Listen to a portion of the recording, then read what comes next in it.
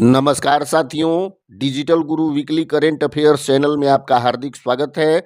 तो आइए बिना समय गंवाए शुरुआत करते हैं 19 जनवरी से लेकर 25 जनवरी 2026 तक के वीकली करंट अफेयर्स प्रश्नोत्तरी की। पहला प्रश्न है, यूरोपियन काउंसिल के अध्यक्ष एंटोनियो लुइस दा कोस्टा एवं यूरोपियन कमीशन के अध्यक्ष उर्सुला वान डेर लेयेन किस समारोह के मुख्य अतिथि बने हैं? सही जवाब होगा 77वां गणतंत्र दिवस समारोह 2026।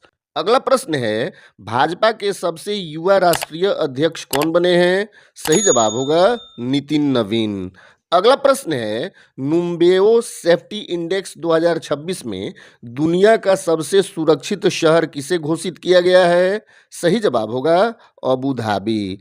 अगला प्रश्न है, हाल ही में वाल्मीकि रामायण की 233 वर्ष पुरानी पांडुलिपि को प्रदर्शन के लिए कहाँ रखा गया है? सही जवाब होगा राम मंदिर अयोध्या।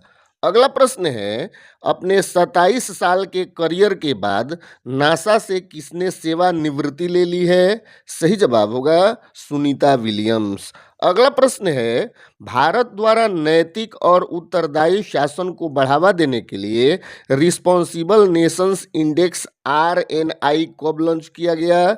सही जवाब होगा 19 जनवरी 2026।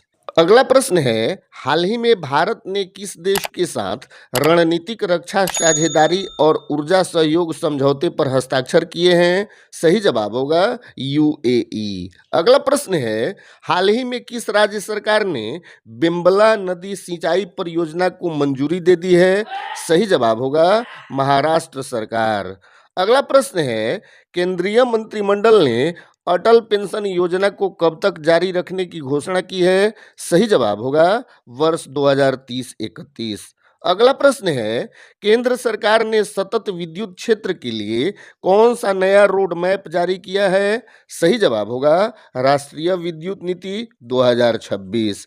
अगला प्रश्न है, सेल ब्रॉडकास्ट सॉल्यूशन के लिए स्कोच अवार्ड 2025 किसे मिला है? सही जवाब होगा सी डॉट। अगला प्रश्न है, चर्चित पुस्तक अमृत का प्याला राम जन्मभूमि चुनौती और प्रतिक्रिया नामक पुस्तक के लेखक कौन है? सही जवाब होगा सुरेंद्र कुमार पचौरी।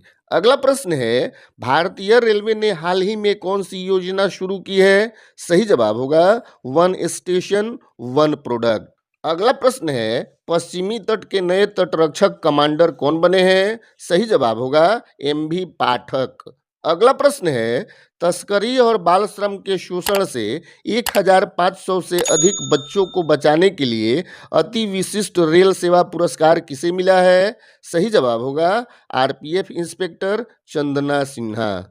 अगला प्रश्न है, चालू वित्तीय वर्ष के लिए IMF ने भारत के विकास पूर्वानुमान को कितना प्रतिशत बताया है? सही जवाब होगा 7.3%। अगला प्रश्न है, ICICI बैंक के नए MD और CEO कौन बने हैं? सही जवाब होगा संदीप बख्शी। अगला प्रश्न है, युगांडा के नए राष्ट्रपति कौन बने हैं? सही जवाब होगा योवेरी मुसेवेनी।